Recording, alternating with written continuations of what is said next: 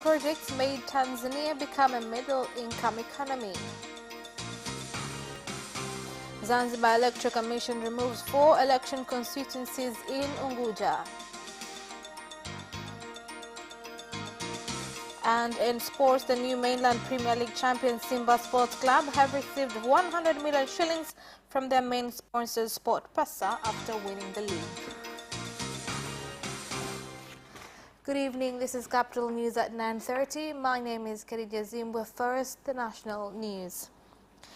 The government has said that implementation of large-scale strategic projects that provided employment to many Tanzanians is among reasons that help the country to rise to a middle-income economy.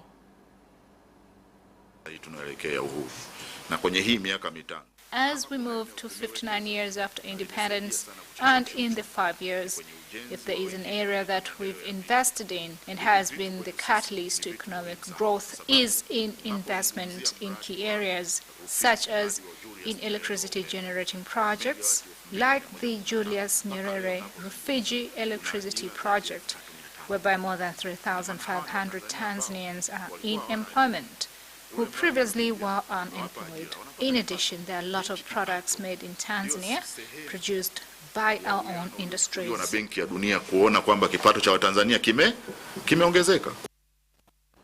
After Tanzania was listed by the World Bank among countries with a middle-income economy, individuals in various fields have said the move is a strong indication of a future economic revolution.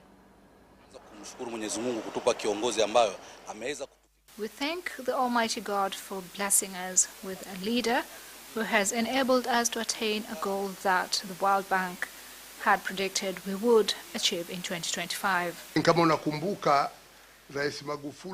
Without controlling mismanagement of funds or for the projects that we see today, then we will not be here. If you remember well, when President Magufuli came into power, during his speech to the parliament, he spoke about the need for us to enter a middle-income economy. So we must ask Tanzanians what our economy is like. Is it middle-income? The Zanzibar Electoral Commission, ZEC, has decided to remove 4 election constituencies due to various challenges that occurred in previous elections, which include transportation, economic, social and boundary issues. Now, ZEC has removed Mahonda, Chukwani, Mtopeo and Kijitopele constituencies in Unguja.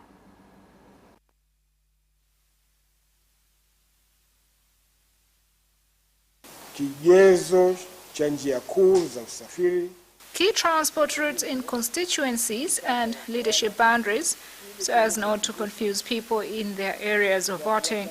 I therefore take this opportunity to inform you that the Electoral Commission of Zanzibar has decided to remove 4 constituencies, and the election this year will take place in 50 and not 54 constituencies. The Drug Control and Enforcement Authority in the country, in collaboration with the police force in Arusha region, have seized and destroyed by fire over 140 sacks of marijuana in an operation implemented at a long village in Arumeru district. We're here to witness the burning of more than 2,300 kilograms. DCEA, working with the Arusha police force, has conducted an extensive operation from the 30th, whereby 2 witnesses have been arrested. Marijuana contains a chemical substance which is addictive and can affect other body organs. I commend the government for their effort in fighting drugs because it has a negative effect on young people. The government is completing verification of tax refund claims on 15% of imported goods being claimed by various investment companies, including Bonite Bottlers located in Moshi town in Kilimanjaro region. Now, the minister responsible, Angela Karuki, made the statement after a tour at Bonite Bottlers company. Sugar deposit ya bilioni 5.9. Customs duty for the sugar deposit amounting to 5.9 billion. What I can tell you in this regard is that the government is carrying out a review of every claim presented. TRA and the Ministry of Finance are looking into what system would be most suitable to be used, which will also suit beverage industry owners, but one which will be beneficial. Some of the challenges include on issues on import duty of 15% of 5.9 billion, which we paid when we were importing sugar. We urge the government to pay as the stated amount so we can run our business with more efficiency and invest more in business. It is a good sign to be followed by other companies which promote sound investment, not just in job creation and in profitability, but that it should promote the economy of our nation.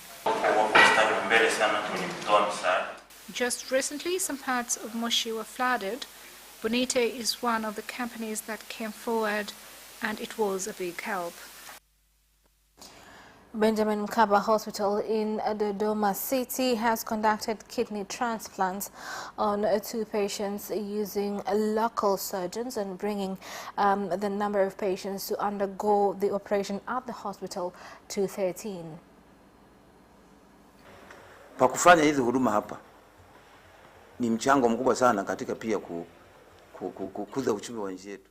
By providing such medical care, it is a big contribution in growing our economy because a lot of money was used to take patients for treatment outside the country. Now the money saved will be used in other areas, such as in improving community services. Tusingekuwa na usuputu huu leo.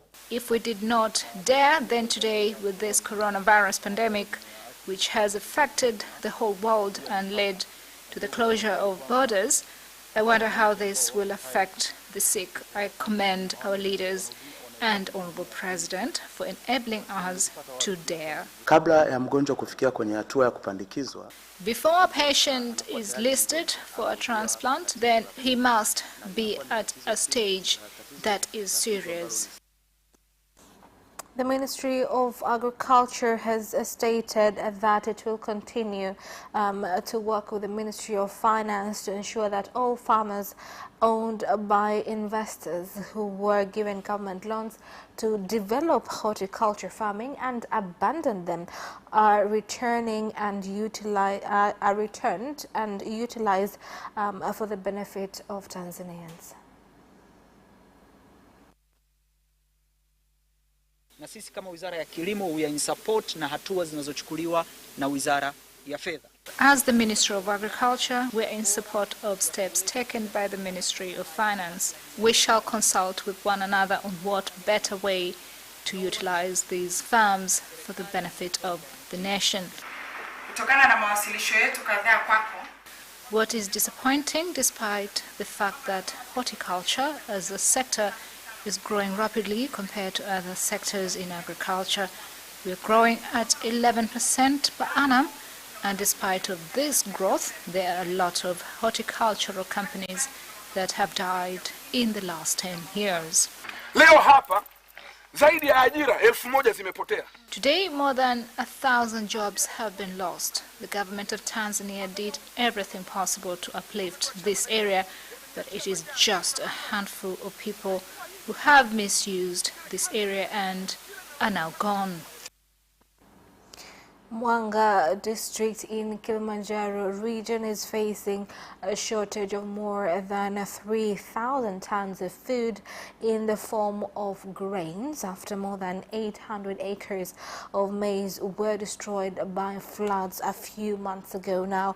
This was said by the disaster coordinator in Mwanga district, Shangwe Kiluvia, when receiving tons of food and other humanitarian essentials from the Lutheran Church Mwanga Diocese. The need is great. When water came in, at least 800 hectares of crops were submerged. This has resulted in hunger.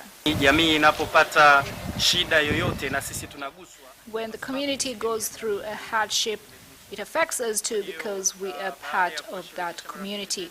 So we involved some of our friends and today we've been able to bring aid. What we must do is to dig rivers and put the right infrastructure in place. But the community must also refrain from farming near the river as it causes damage to the environment.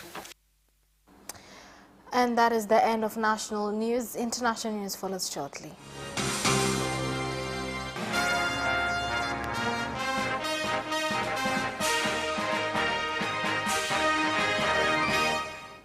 And in international news, retired President of Fourth Phase Government Dr. Jakaya Kikwete has been presented with the Heroes Award in Burundi because of his contribution in bringing peace to the country.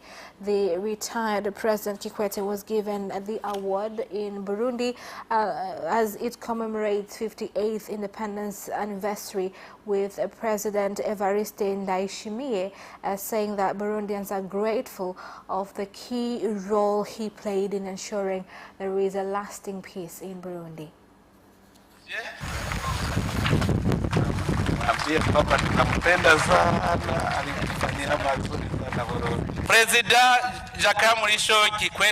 President Jakaya Mrisho Kikwete, since he was a minister, he was the first one to volunteer movements of making Burundi peaceful. He came at a moment when the country was facing protests against democracy. He was ambushed at the Tanzania embassy in Bujumbura. He influenced others on how to restore peace in Burundi. He fought for our peace like a Burundian. All Burundians are grateful to this man for what he did to our country. That is why we have decided to honor him. Kenya has confirmed 268 new coronavirus cases in the past 24 hours, bringing the tally to 6,941 cases. Health Cabinet Administrative Secretary Rashid Aman has said that out of the cases, 259 are Kenyans, while a few of them are foreigners. We report 268 people who have tested positive over the last 24 hours after testing 2,704 samples. This number brings our caseload of those confirmed positive to 6,941 out of 1,766 and 1,766,059 cumulative samples so far tested. This is not a process of trying to get cura for one person, one MCA, one MP, one whoever. No. This is a process of ensuring that we assist the most vulnerable in our society during this particular period. And those must be the people. And I will follow very closely because this is something that is very close to me, it's very dear to me. As I've said, I've seen its impact on the lives of young people, especially here.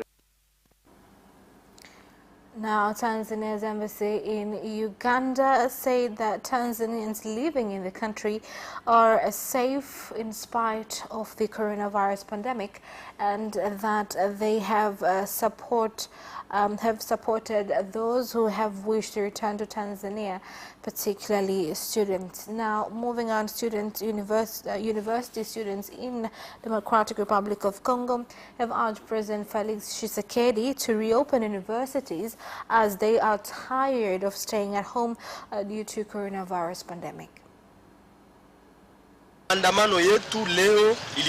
It is 3 months now that we didn't go to class. Leaders of this country are just quiet. We don't know when we are going back to our universities.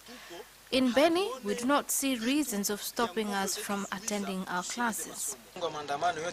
Our life depends on academic excellence. That is why we saw the need of taking to streets, our aim of wanting to go back to university. Unfortunately, the police came and arrested our fellows. And that is the end of international news. Business news follows shortly after the break. We'll be right back.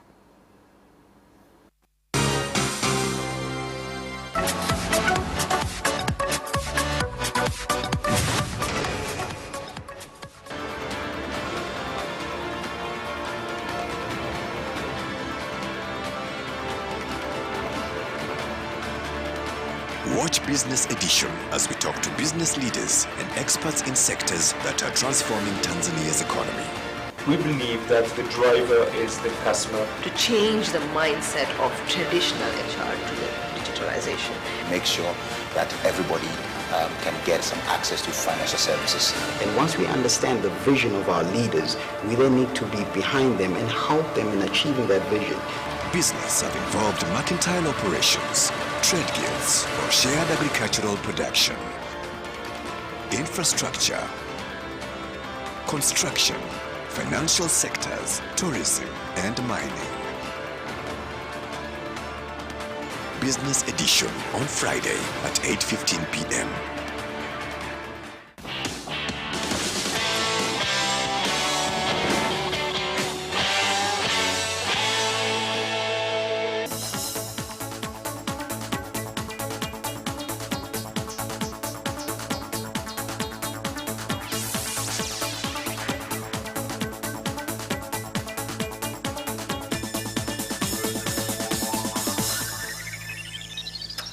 Welcome back, and in business news tonight. A few days after the launch of coffee buying season, the government has allowed private companies to buy coffee directly from farmers. Now, some owners of the companies have expressed concern over Kagera Cooperative Union, KCU, and Karagwe District Cooperative Union and Karagwe District Cooperative Union and entering into contracts with cooperatives, which is a violation of a government directive. Representatives of private buyers are still here. We took some of the contracts for reviews just to ensure that farmers' interests are considered. According to competition grounds, it is a crime to set prices on behalf of the owner, or even holding crops from entering the market, or putting restrictions. Where there is competition, competitors must be free. Sisami farmers in Ruangwa, Nachingwea and Liwale districts in Lindi region have been advised to make sure they verify their names and bank accounts when they take their harvest to their cooperative unions in order to avoid delayed payments. I believe that challenges that we faced causing our money not to enter the accounts due to several errors, may we learn something from the mistake, because that was a source of delay in payments, and you will complain to the cooperative union or even AMCOS groups. And that is the end of business news. Sports news follows next. Away first time, good start from Bolt. Bolt leading a moment of going away. Gay trying to go with him, and he's going to be dragged through the second place, but he's going to win it by 2 meters. Away first time.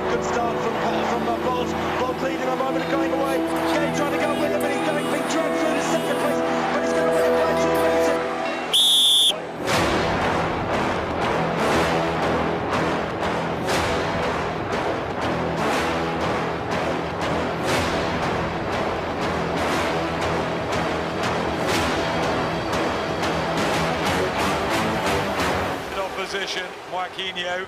He did lose to Lim.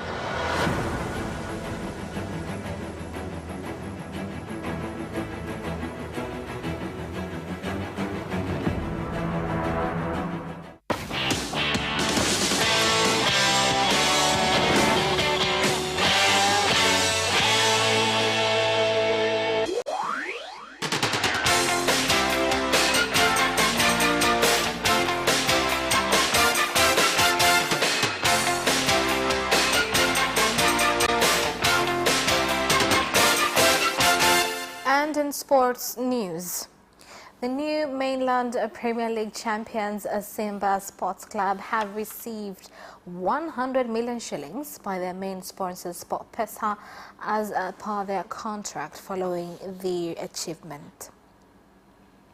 Frank Lampard admitted his team are far from the finished article after Chelsea's 3-2 defeat at West Ham meant they missed out on the chance to leapfrog Leicester into third place in the Premier League. Here's more on the story.